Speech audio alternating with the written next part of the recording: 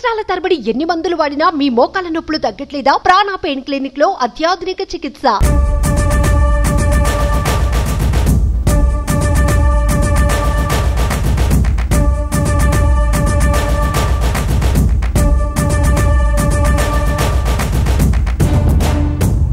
నమస్తే, నేను విజయ్. సో మంత్రివర్గ కూర్పు ఇప్పటికే పూర్తి అయిపోయింది. ప్రమాణ స్వీకారం కూడా చేసినటువంటి పరిస్థితి. అయితే ఇప్పుడు ఏ శాఖలు ఎవరికి ఇవ్వబోతున్నారు, అన్నిటికంటే కూడా పవన్ కళ్యాణ్ గారికి ఏ శాఖ ఇవ్వబోతున్నారు అనేది ఇప్పుడు అందరిలో కూడా ఆసక్తిగా ఉంది. అయితే ప్రస్తుతం నేను సచివాలయంలో ఉన్నాను.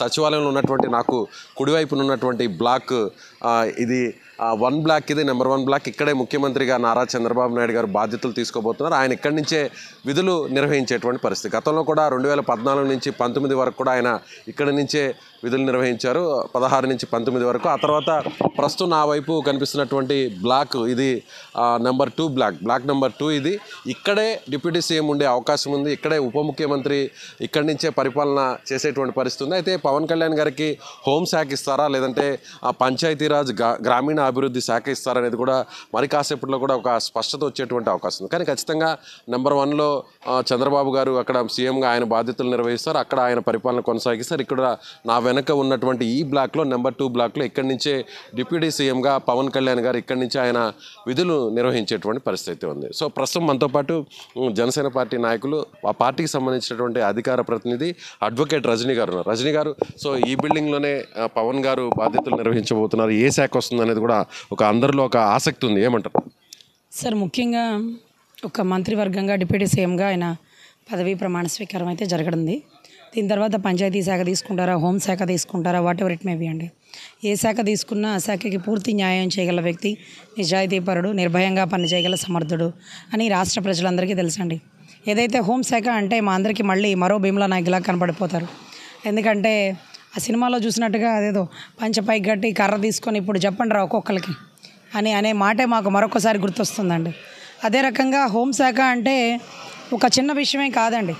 అన్యాయం చేసిన వాడు ఏ పార్టీ వాడైనా, తన సొంత పార్టీ వాడైనా సరే జుట్టు పట్టుకొని తీసుకొచ్చి లాక్కుని శిక్ష వేయించడంలో ముందుండే వ్యక్తి పవన్ కళ్యాణ్ గారు. మనోళ్ళే వదిలేసాయి, మనోళ్ళే లైట్ తీసుకో, మనోళ్ళే కదా ఈ విషయం పట్టించుకోవద్దు, తెలుసో తెలియకో జరిగింది అనే పదాలు ఆయన దగ్గర మనం చెప్పలేము. ఆయన అవన్నీ వినడు, చెప్పే ధైర్యం కూడా మనం చేయలేమండి. ఇది మెయిన్ ఇష్యూ. సో ఇలాంటి ఇష్యూనే మాకు గుంటూరు పరిసర ప్రాంతాల్లో జరిగిందండి.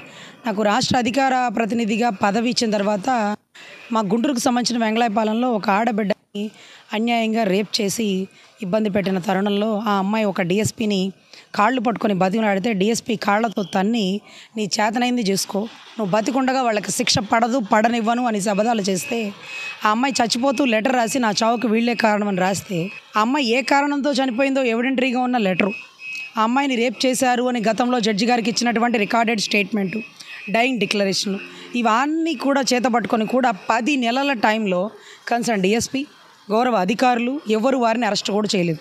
ఆ రకంగా జరుగుతున్నప్పుడు 10 నెలల తర్వాత ఆ కేసు నా దగ్గరకు వచ్చిందండి. ఇమీడియట్గా ఏదైతే వాళ్ళని అరెస్ట్ చేయడం అనేది చాలా ఇంపార్టెంట్ అని అనుకున్నా.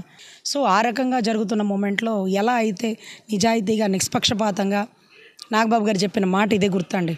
నీ అన్న కళ్యాణ్ బాబు ఆడబిడ్డకి అన్యాయం జరిగిందంటే కులాలు, మతాలు, పార్టీలు ఇవేవి చూడమ్మా, తప్పు చేసిన వాడికి శిక్ష వేయడమే అంతిమ లక్ష్యం అని చెప్పిన మాట ఈరోజు నాకు బాగా గుర్తుందండి. సో ఆ రకంగా నేను ఆ 6గురిని అరెస్ట్ చేయడం జరిగింది.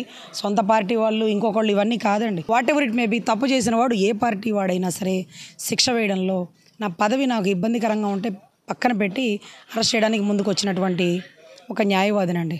అదే రకంగా మా అన్న. ఇది ఎందుకు ఎగ్జాంపుల్గా చెప్పానంటే, మేము ఎలాగ ఉన్నామో మా నాయకుడు అలాగ ఉంటాడు, మా నాయకుడు ఎలా చేస్తాడో మేము అలాగే చేస్తాం. ఆవు గట్టును మేస్తే దూడ చేలో మేస్తే దాని సామెత ఉంటుంది చూడండి, అట్లాగా మా నాయకుడు కూడా అంతేనండి. హోంశాఖ అంటూ ఇవ్వడం జరిగితే తప్పు చేసిన వారు ఎవరైనా తాట తీసి ఎండబెడతారు. అది ఏ పార్టీ వారైనా, సొంత పార్టీ వారైనా, ప్రత్యర్థులైనా, లేకపోతే పెద్ద పార్టీ, చిన్న పార్టీ, ఇవన్నీ ఆయన చూడండి, తప్పు చేసిన వ్యక్తినే చూస్తాడు. సో ఇటువంటి నిజాయితీపరుడు ఏ శాఖ ఇచ్చినా ఆ శాఖకి పూర్తిగా న్యాయం చేయగలుగుతారు. అలాగే పవన్ కళ్యాణ్ గారు ముఖ్యంగా గ్రామీణ అభివృద్ధి అంటే పల్లెలు, గ్రామాలు అభివృద్ధి చెందాలంటే పంచాయతీరాజు, గ్రామీణాభివృద్ధి శాఖ అయితేనే పర్ఫెక్ట్. కాబట్టి ఆయన ఎక్కువగా దాన్ని తీసుకోవడానికి ఆసక్తి చూపుతున్నారు అని అంటున్నారు. దానిపై మీరేమంటారు? 100% ఆయన అదే తీసుకుంటే బెటర్ అండి. ఎందుకంటే హోంశాఖ ఇలాంటివి తీసుకున్నప్పుడు ఒక నిజాయితీ గల వ్యక్తి ఆ శాఖకి న్యాయం చేసుకోలేక తనని తాను ఇబ్బంది పెట్టుకుంటాడా, లేకపోతే స్ట్రైట్ ఫార్వర్డ్నెస్ ఉంటే తను ఏదైనా సమస్య ఎదుర్కొంటాడా అనేటటువంటి కొంత వాద ప్రతివాదనలు అయితే తలెత్తుతున్నాయండి. పవన్ కళ్యాణ్కి ఈ శాఖ ఇస్తే చాలా స్ట్రిక్ట్గా ఉంటాడు, ఎక్కడ ఏమీ అడ్జస్ట్ అవ్వడు, మనం చెప్పినా కూడా వినడు అనేటటువంటి ఒక భయం అయితే అందరికీ ఉందండి. అదే పంచాయతీ శాఖ అనుకోండి, అతన్ని నమ్ముకున్న సర్పంచులు ఎంతోమంది ఉన్నారు. ఎందుకంటే గ్రామ స్థాయి నుంచి జనసేనని కూడా డెవలప్ చేసుకోవాల్సిన బాధ్యత ఉంది. సో పంచాయతీ శాఖ తీసుకుంటే ఆయన చాలా బాగుంటుందండి. హోంశాఖ తీసుకుంటే మాత్రం తాట తీసి ఎందబడతాడు, తప్పు ఎవరు చేసినా ఒకే రకంగా వెళ్తాడు. ఇది వదిలేయండి కళ్యాణ్ బాబు గారు, వీళ్ళు మనవులేనని ఎవరు చెప్పలేరు, చెప్పినా కానీ నాయకుడు వినడు. సో దానికి తగ్గ శాఖిస్తే చక్కగా న్యాయం చేస్తాడు. మన హోంశాఖ ఇచ్చామనుకోండి, రాష్ట్రానికి కూడా న్యాయం చేస్తాడని మనస్ఫూర్తిగా కోరుకుంటున్నాను. పవన్ కళ్యాణ్కి ఏ శాఖ ఇచ్చినా కూడా ఆయన సమర్థవంతంగా నిజాయితీగా పనిచేసేటువంటి శక్తి సామర్థ్యాలు, దమ్ము, ధైర్యం ఆయనకు. ముఖ్యంగా హోంశాఖ ఇస్తే చాలా నిజాయితీగా నిష్పక్షపాతంగా వ్యవహరిస్తారు కాబట్టి కొంత తర్జన భర్జనలు జరుగుతున్నాయి. అయితే ముఖ్యంగా పవన్ కళ్యాణ్ గారు గ్రామీణ అభివృద్ధి శాఖ, పంచాయతీరాజ్ శాఖ తీసుకోవడానికి ఆయన మొగ్గు చూపుతున్నట్టుగా తెలుస్తుందంటూ కూడా రజనీ గారు చెప్తున్నారు. సో ఇది మరికొన్ని రోజుల్లోనే పవన్ కళ్యాణ్ గారు ఇక్కడి నుంచే తన పరిపాలనను కొనసాగించబోతున్నారు. ఉప ముఖ్యమంత్రిగా ఆయన పరిపాలన కొనసాగించేటువంటి పరిస్థితి. ఇది ఇక్కడ అమరావతిలో ఉన్నటువంటి గ్రౌండ్ రిపోర్ట్. కెమెరామ్యాన్ లక్ష్మణ్తో విజయ్, సుమన్ టీవీ, అమరావతి నుంచి.